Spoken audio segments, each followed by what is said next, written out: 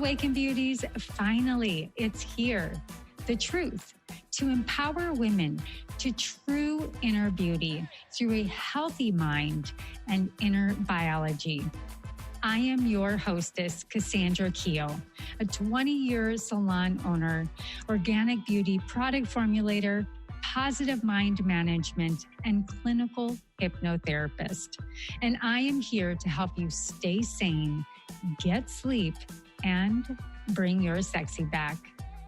Sponsored by evoquebeauty.com. evoquebeauty.com. Now, let's get to it.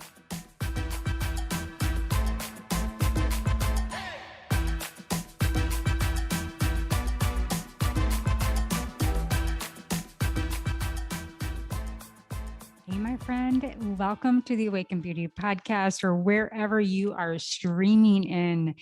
I have to say, as we know, mental health is absolutely a necessity for each and every individual, no matter how you may identify yourself, whether you're a mother, an entrepreneur, high-achieving leader, a student. But I was just really blown away where all of my research and what I've coined the high achiever stress disorder, identifying myself of someone as a clinical hypnotherapist that understands the complexity of both the trauma and the trauma's effect on a neurodiverse mind. Gabor Mate would certainly say that, those that have ADHD is really not a neurobiological situation. It is not being able to get those care pathways in the neurological and nervous system really tended to as a child. But, I really play the both sides of the coin. And I really truly believe that there are lifestyle factors, there are neurobiological genetic factors, as well as ecosystem. So this biopsychosocial effect on how we are able to identify with our mental health, our productivity, and truly living the essence of being able to live in our true nature and purpose. So the premise of this short podcast is really, it really speaks into the research that I've really done around the different aspects that really make the most creative individuals also be one of the components of a persona in our communities that also lie at the biggest risk. And this is a particular model found from neo.life. And I love their research. And, I'm really trying to come into a comprehensive correlation between Web3 and the metaverse and VR, and really aligning with the research around nature and the sound of nature and the essence of nature and how healing it is to the nervous system. And I found, based on this research, this article written by Michael Freeman, Harris Irie, and William Hines. And I really just wanted to share it with you. And if you are neurodiverse or maybe have ADHD or ASD or highly sensitive or empathic, you probably would appreciate that I'm just going to go ahead and I'm going to express it through you by reading it so that you don't have to. And so it really dives in this perfect compilation of how I really am moving into the space of supporting high achieving stress disorder, which you may identify yourself with an entrepreneur. And if you do, you have a 300% chance of having neurodiverse brain, ADHD, etc. So beyond that, let's go ahead and dive in. And it really dives into the premise of, while entrepreneurs really protect our health and the health of the planet, who is concerned about protecting them? And it says here that we all should be, and that entrepreneur brain health matters to all of us. And therefore, we all have stake in the health, the brain health, and the mental health of entrepreneurs. Now, entrepreneur brain differences, including genetically transmitted personality traits that affect brain functioning, give business founders their unique abilities to really bring prosperity, create new jobs, build economic resilience, and achieve competitive advantages. And entrepreneurs make a difference because of their unique brain-based mental health profiles. And while most can hold a job, very few people can start and grow a business. And entrepreneurs, people who are self-employed with or without employees, constitute only 10% of the workforce. Yet, including those they hire, they create 30% of American jobs. And entrepreneurs are our economic first responders during shock periods. And in average years, they create 80 to 100% of all new jobs.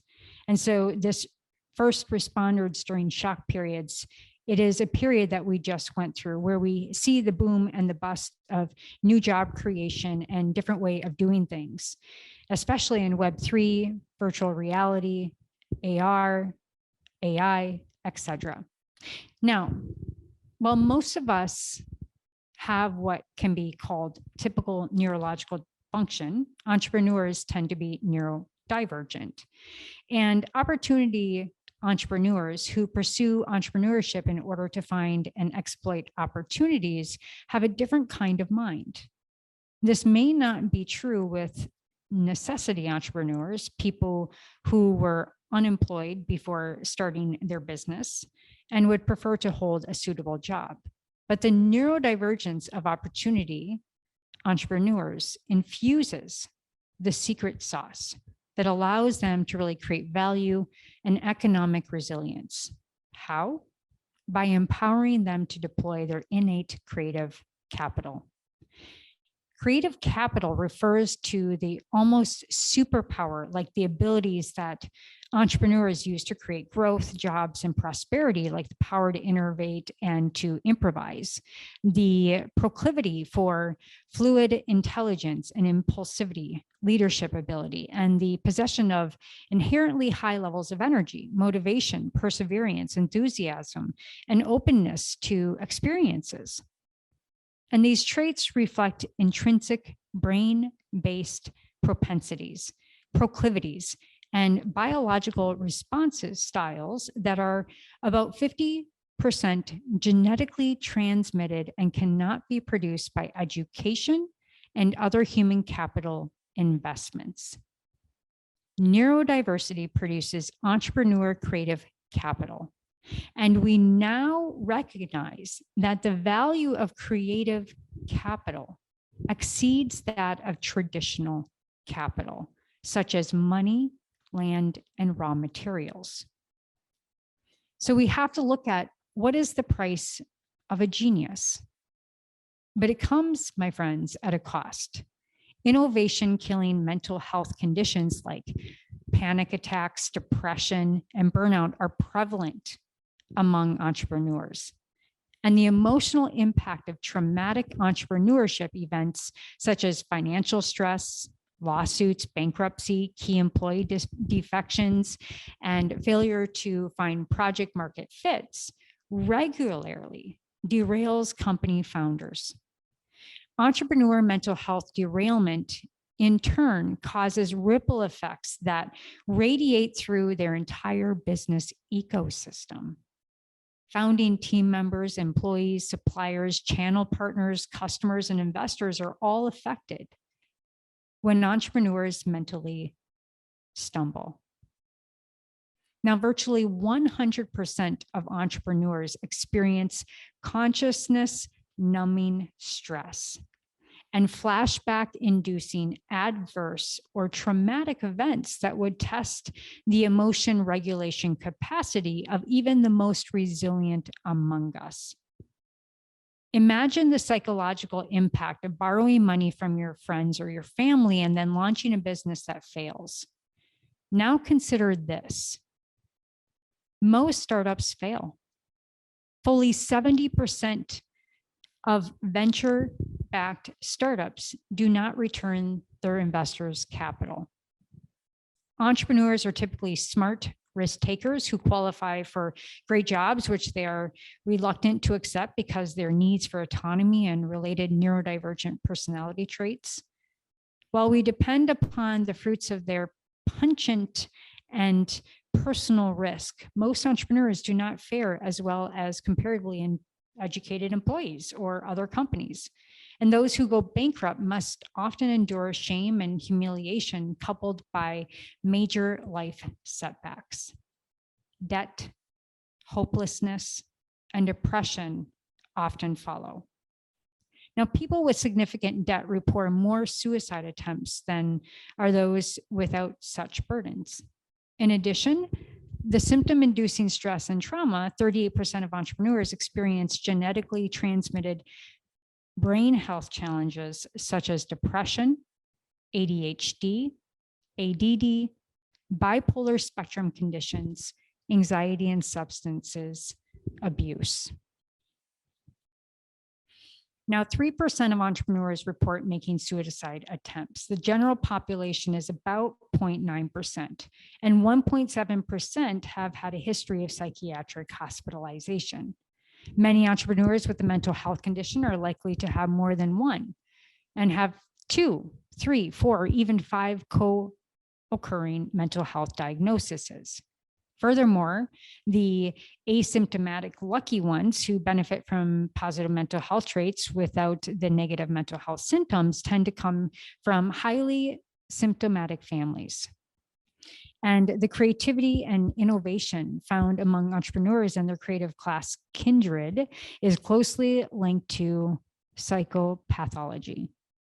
Whether entrepreneurs depend upon their mental health differences, their neuro vulnerabilities, their psychopathologies, and their offsetting neuro superpowers to originate and grow ideas, products, and companies is not clear. What is clear, however, is that the entrepreneurial baby and the mental health challenged bathwater seems to be inseparable. Now, the brain health safety net is the next session. And while entrepreneurs oxygenate the lifeblood of our innovation economy, from time to time, they require their own life support, and precious few resources are in place to really catch them when they fail or fall. And so the tragic death and suicide of path-breaking businesses building like fashion designers of Kate Spade or Zappos CEO Tony Heish or Canadian banker George Gaspy and Reddit founder Aaron Swartz remind us that when entrepreneurs experience isolation, entrapment, hopelessness, or humiliation and failure, their underlying vulnerability may be triggered in ways that lead to catastrophic outcomes. So how? How can we weave a brain health safety net for entrepreneurs that reflects their neurodiversity and address their pain points? One approach is to build emotionally intelligent innovation ecosystems that prevent the pain from occurring in the first place by destigmatizing entrepreneur mental health differences, by promoting entrepreneur mental health and wellness, and providing entrepreneur-centric behavioral healthcare resources. Happy entrepreneurs are more mentally well, more emotionally stable, and more likely to launch, grow, and sustain businesses. So they are less likely to do so when they are preoccupied with negative emotions. Many entrepreneurs live at near poverty levels during their entrepreneurial journeys, and the precariousness of their situation, the so-called liability of poorness, interferes with their ability to create growth. And the consequences that ensue from creative precarity are much worse than social and emotional safety nets when they're absent. Things are different, however, when social and emotional safety nets are present. They have been tested and their efficiency, and they have been demonstrated. For example, the unemployment insurance for self-employed may help to mitigate the innovation killing worry and the stress and the hopelessness associated with this type of lifestyle. The efficiency of this approach is seen in the results of large-scale reform in French unemployment benefits, which includes an entrepreneur unemployment insurance program, which provides money to out of work self-employed people in the same way traditional unemployment provides money to workers who lose their job. And this entrepreneur unemployment insurance program significantly increased the birth rate of startups without reducing the quality of a new company while producing employment growth, productivity, and firm survival rates compared to pre-firm characteristics. Now, my personal opinion here, I think that the insurance industry is broken. I do believe in some kind of asset to be able to be supplied to those that identify themselves as entrepreneurs. Going back to the article, good health insurance and access to mental health insurance services can also help to prevent and mitigate the adverse consequences of poor entrepreneur and mental health. Most entrepreneurs have 3 or 4 or fewer employees. And so lack of health insurance coverage adversely affects the business outcomes, whereas healthcare availability has a robust pro-growth and pro-self-employment impact. And it goes in a little bit more about the insurance and the insurance-centric health focus, but I'm going to kind of move away from that a little bit, because what I see going on in the Web3 space, in the whole decentralization movement, makes me very hopeful that we are actually putting pressure on health insurance companies, as well as the drug-based companies, as we have demoralized our capacity to be able to meet people's needs, as well as meet the needs of those that provide the services financially. And so I am absolutely raising my hands in the absolute movement towards decentralized healthcare systems and moving these systems into safety and procedure and protocols within the Web3 space so that people can get their needs met in a more diverse and creative way. I digress. Coming to the end of the article. Finally, let's not expect pioneers to thrive in cities and regions designed for settlers. Entrepreneurs tend to be energized, hyperactive, curious, social, and goal-focused, rule-breaking hunters in a farmer's world, with an atypical sleep-wake cycle who are hard to confine to an office or a schedule. In the tradition of nomads and big hunters in the hunter's world, which individual hyperactivity conferred group adaptive advantage, many active entrepreneurs innovate best while wandering around their habitats, mentally or physically, or migrating to new ones. So wandering, a physical act which facilitates parallel mental mind wandering, allows novel and creative solutions to really emerge from otherwise this less accessible imagination of the wanderer, while also promoting social capital formation and cardiovascular fitness. Regions can amplify the conditions that allow entrepreneurs to really thrive by making innovation ecosystems greener and bluer and more interactive and more inspiring, more adventurous and more social and more playful. And coming to an end, entrepreneurship and entrepreneurs take care of us. The jobs they create and the recessions they fight off of, and the innovations they develop that improve and sometimes save countless human lives. Shouldn't we take care of them as well? Entrepreneur health, brain health, and mental health matters, not just to the entrepreneurs, but to all of us. By strengthening the entrepreneur mental health safety net, we strengthen our own safety net as well. And that is the conclusion of this article. And I will go on a bit of a diatribe and share some of my thoughts on this.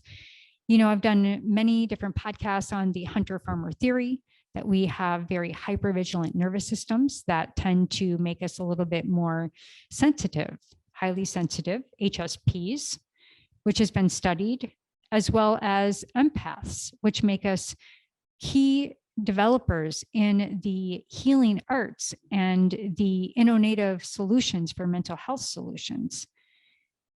And I'm also a entrepreneur that owns multiple companies, a coach that is passionate about helping high achievers with this, what I call high achiever stress disorder, to really start to think outside the box and how we can start to innovate both Web3 solutions and really applaud these different innovative experiences. For instance, VR with immersive experiences that allow individuals to come into a healing therapy resonance where we have mirror neurons and immersive experiences that allow the polyvagal nervous system by Dr. Porges to be activated, for people to come together, not in a virtual world only, but for us that we have now learned that digital space, AI, and the future really allows us to take one step in and use these different tools to our advantage.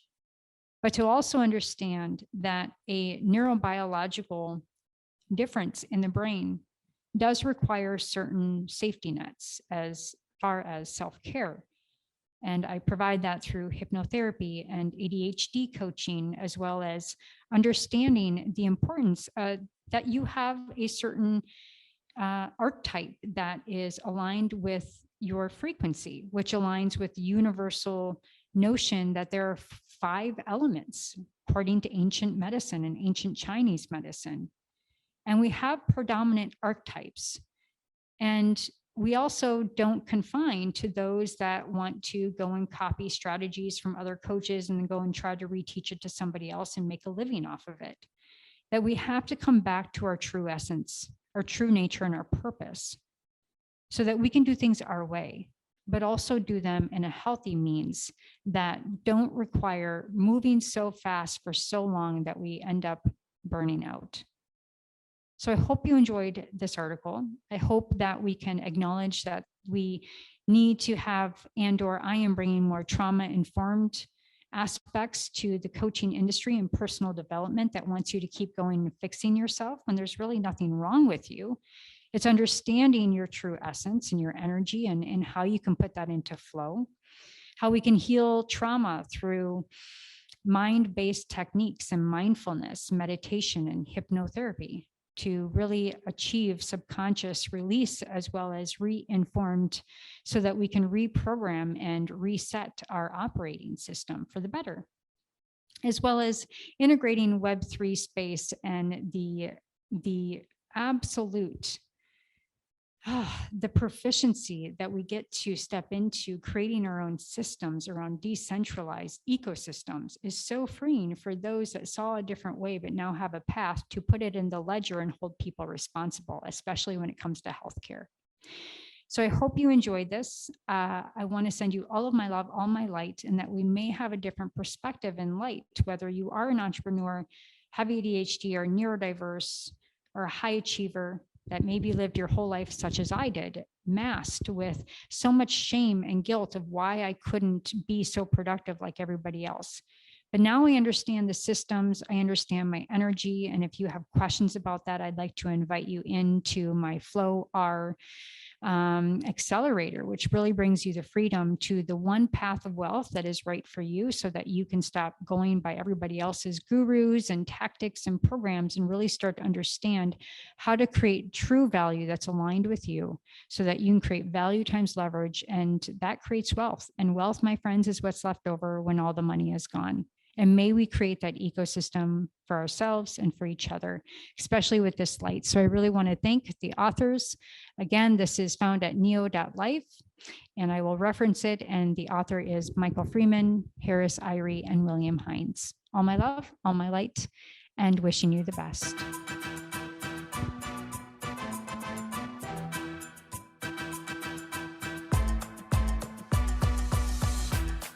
Well, hello, Awaken Beauty. Thank you so much for joining the show today. Were you inspired? Please leave a comment or your own personal aha moment so others can capture exactly what you did. Also, please like and subscribe wherever you listen to your favorite podcasts.